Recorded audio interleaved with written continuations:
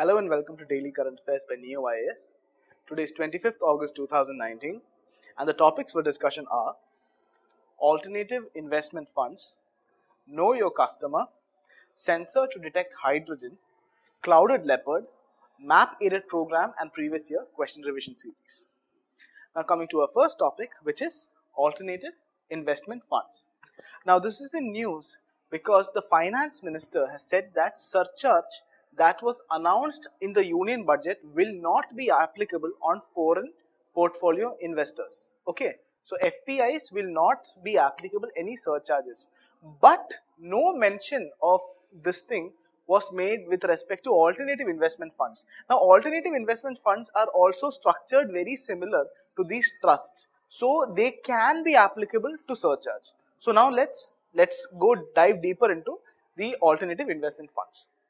Now the AIFs or alternative investment funds are a class of investment entities that are not covered under the usual SEBI regulatory framework. Okay, they do not come under SEBI. Now AIFs refer to any privately pooled investment fund. Okay, it can be a trust or a company or a body corporate or limited liability partnerships, any of them which are not presently covered by any regulators such as RBI, SEBI, IRDA, PFRDA, things like that. So they are not under any regulators. Now a notable general feature of alternative investment funds is that they are tailor-made investment arrangements like private equities that aim to utilize investment opportunities.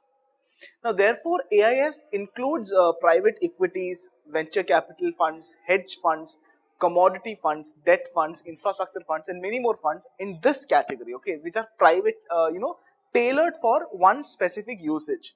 Now most of these investment entities are owned by big corporate houses or wealthy individuals, and several multinational banks also have alternative investment funds. Now venture capital funds and angel investors are also categorized as alternative investment funds. Now we'll talk on the regulation of AIFs. Now under SEBI guidelines, AIFs are classified into three categories. Okay. Now the SEBI rules apply to all AIFs, including those operating as private entity funds, real estate funds and hedge funds, all the etc. other funds also. This rules will apply, but they're not under any SEBI regulator. So now we'll talk about the three categories. Now the first category, the AIFs are ones which can produce positive spillovers in the economy, and for that they will get incentives from the government, SEBI or other regulators, because they are profit making, right? It will be beneficial for the economy, so they will get incentives. Now these include social venture funds, infrastructure funds, venture capital funds, angel investors and other funds which are profit oriented, which actually have a profit spillover. Now then comes the second category. Now for these funds, no specific incentives and concessions are given. Okay, they are not given by the government, nor there is any incentives given by any regulator. Now the institutions under this category are private equity funds, debt funds, funds which are not categorized under any of the categories of under category 1 or category 3. Now these funds shall be closed ended and shall not engage in any leverage. Now after that finally comes the category 3. Now the alternative investment funds are institutions like hedge funds that trade with a view to make short term returns. Now category 3, to make it simple, there is something called long term returns and short term returns. For example, infrastructure funds, actually they are giving money for making a big infrastructure, for example a bridge. Now the return for that will only come after a very long time. That is what we put in category 1. But then you come to category 3, therein it is looking for short term returns, and under a very short period of time the profit can be taken on. So these are category 3 alternative investment funds. They employ diverse or complex trading strategies and do leverage, including investment in listed or unlisted derivatives. Now coming to the next topic, which is know your customer.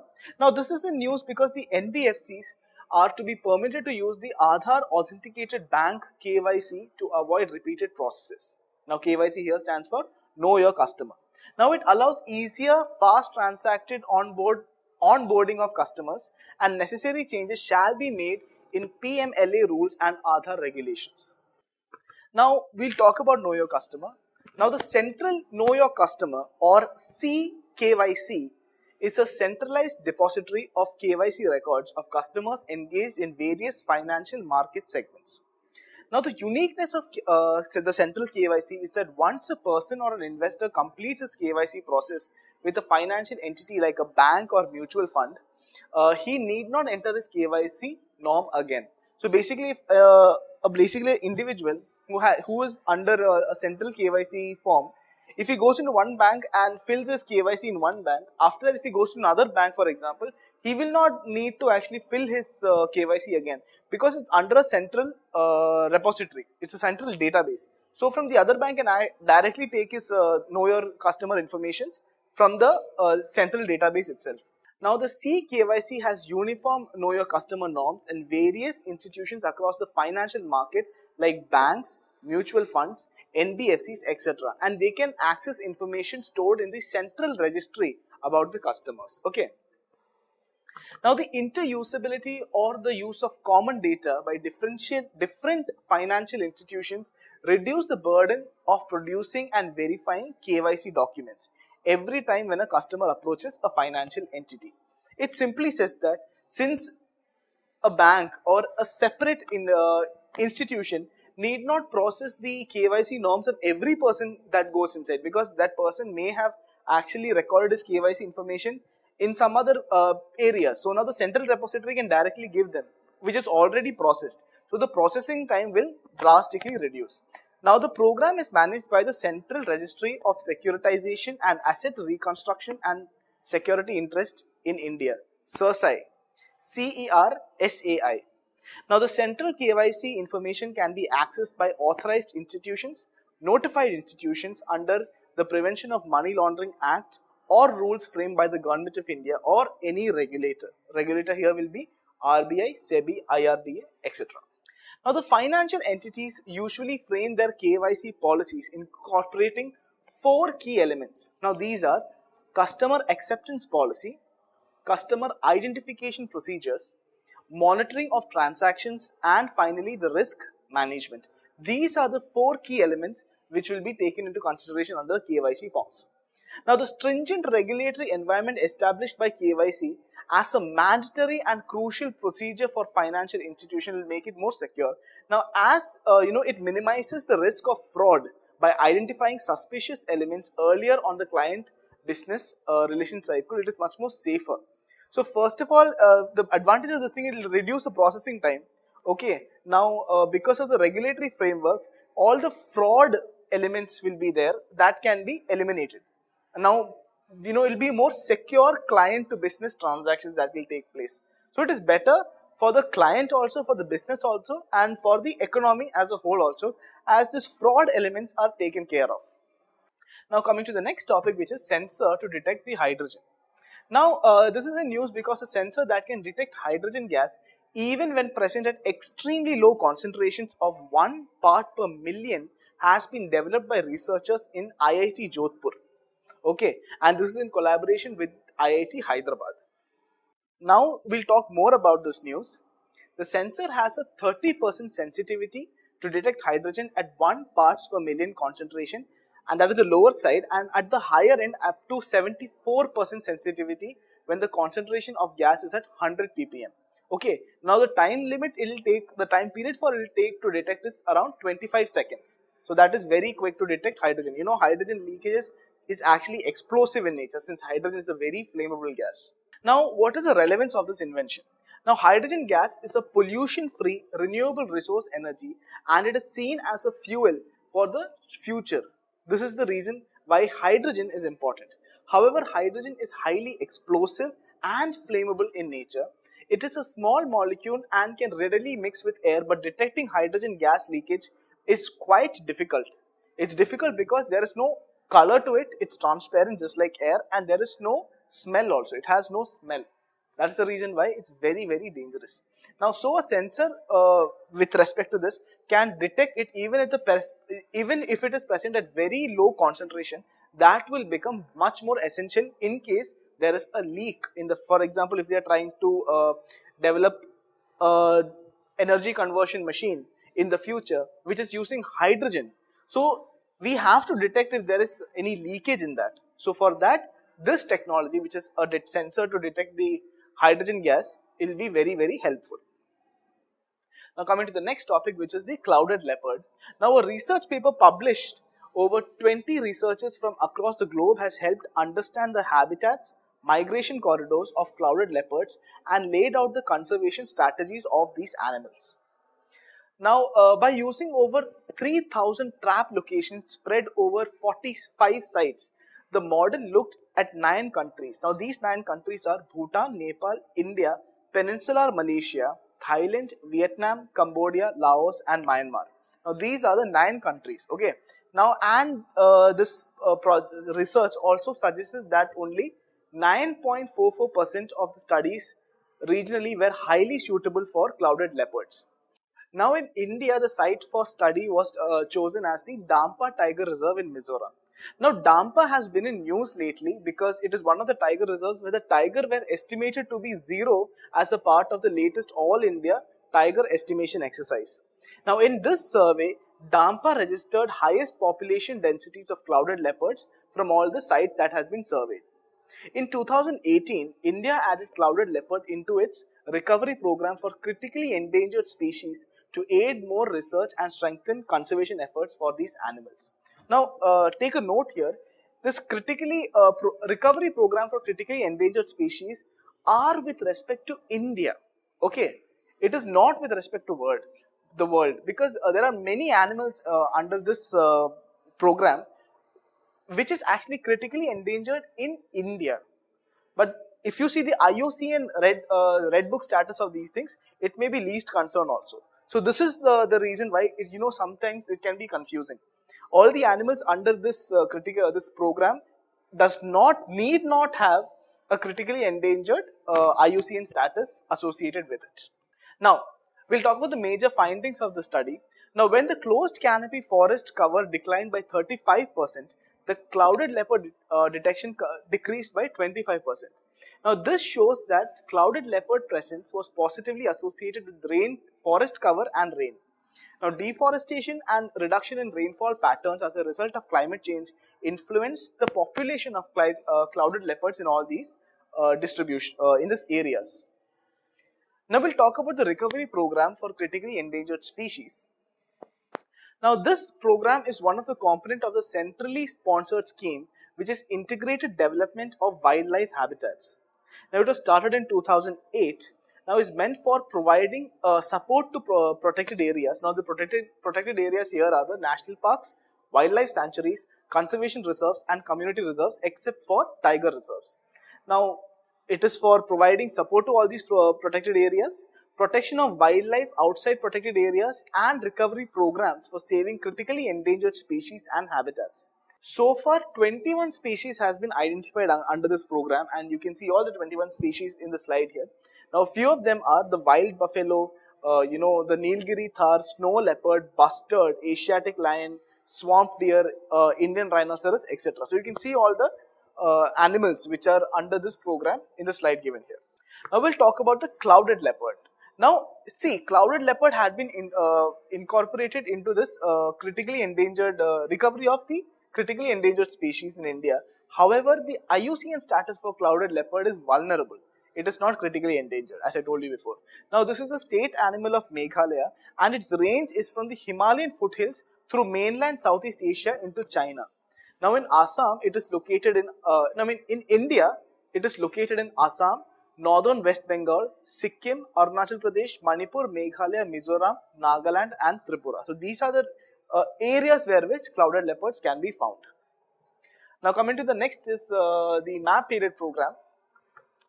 From now on, we'll be starting a new series which will be the tiger reserves in India. Okay, so we'll talk about all the 51 tiger reserves in India. As of now, there are 51 tiger reserves, and if there are any additions made, we'll talk about them also. So today we'll be starting with the tiger reserves in Uttarakhand. Okay, now there are 2 tiger reserves in Uttarakhand. There is Jim Corbett National Park and Rajaji National Park. These 2 are national parks also, but they are also tiger reserves. Okay, now we'll talk about the first one. The Jim Corbett National Park is actually the oldest national park in India and was established in 1936. Okay. Now, it was initially called the Haley National Park to protect the endangered Bengal tiger. Now, later on, it was given the status of a tiger reserve also. Now, it is located in Nainital district and Pauri Gharwal districts in Uttarakhand. It was this park, I mean this Jin Corbett National Park, which was the first one to come under the Project Tiger initiative. So, after it came under the Project Tiger initiative, it was given a tiger reserve status. Now, the river Ramganga flows through this national park. Okay, so keep that in mind. Now, coming to the next one, which is the Rajaji National Park. It is an Indian national park and a tiger reserve that encompasses the Shivaliks, okay, the lowermost region of the Himalayas. Now, the park is spread over 3 districts in Uttarakhand, and these are Haridwar, Dehradun, and Pauri Garhwal. It is these 3 districts where it is distributed over. And in 1983, 3 wildlife sanctuaries in this area, which were named Chilla, Motichur, and Rajaji sanctuaries, were merged into one to finally form the Rajaji National Park. Okay. Now, the Ganga and the Son rivers flows through this national park. Okay, and this national park is actually named after C. Rajagopalachari. Okay, it's one of our freedom fighters. So keep that in mind also. Now, coming to the previous year question, today's question, please look into it and write down the answer of it in the comment section below. So I'll read it out. Which of the following sets of elements is primarily responsible for the origin of life on Earth? So A is hydrogen, oxygen, and sodium. B, carbon, hydrogen, nitrogen. C, oxygen, calcium, phosphorus, and D, carbon, hydrogen, potassium. So this is relatively easy question. So please attempt it and write down in the comment section below. Now we'll discuss the question that I had given to you yesterday. Okay. So I'll read out the question again. Normally the temperature decreases with the increase in height from the Earth's surface because 1. The atmosphere can be heated upwards only from the Earth's surface. 2. There is more moisture in the upper atmosphere. 3. The air is less dense in the upper atmosphere. So, this is a relatively easy question if you understand the question. So, first of all, if you consider the first, the first option, which is the atmosphere can be heated upwards only from the Earth's surface, is a correct option. You see, the Earth is not heated from the direct insolation from the sun. It is not that, because of the direct insolation of the sun has a very high frequency. The electromagnetic radiations from the sun, which is directly entering the Earth, has a very high frequency and is not able to heat the atmosphere from direct incoming. Now, it is only after directly incoming into the Earth and being reflected off from the surface of the Earth. Now, those reflected surface of waves, means the electromagnetic waves which are being reflected off, those waves are called terrestrial waves. And it is actually these terrestrial waves which are responsible for the heating up of the Earth. That is the reason why, the first option is actually correct. Now, the reason behind this is that because of the high frequency of the incoming solar radiations, it is not able to heat up the atmosphere because it will not able to give off any heat. But after being reflected off, some of the waves which are incoming into the Earth, they turn into infrared waves. Okay, they become IR waves, they become longer waves. Okay, the wavelength increases and thereby it is able to heat up the atmosphere from it. So that is, the first option is correct. So like that you can eliminate option B because there is no option 1 in it. Then comes the second option, which is the moisture is, there is more moisture in the upper atmosphere. This is actually a wrong statement if you know, because as you increase in height, the density of air decreases. There is more moisture on the lower region. Okay. So this is a wrong statement. So obviously 2 is wrong. So finally, then obviously you get the answer which is 1 and 3. So the answer is 3, but we'll discuss the last one also. Now the third option is the air is less dense in the upper atmosphere.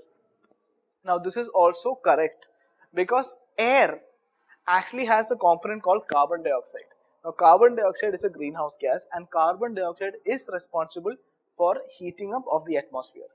Now because the density of air is much more higher closer to the surface of the Earth, and as you go up the density of air decreases, similarly Carbon dioxide, which is also a part of air, is more dense on near the surface of the earth. Now, if there is more carbon dioxide near the surface of the earth, it will take in more heat, and therefore the third option is also correct, and therefore the answer is option C. I hope you got this answer right, and that's all for today. If you have any doubts or queries, write down in the comment sections below. Thank you.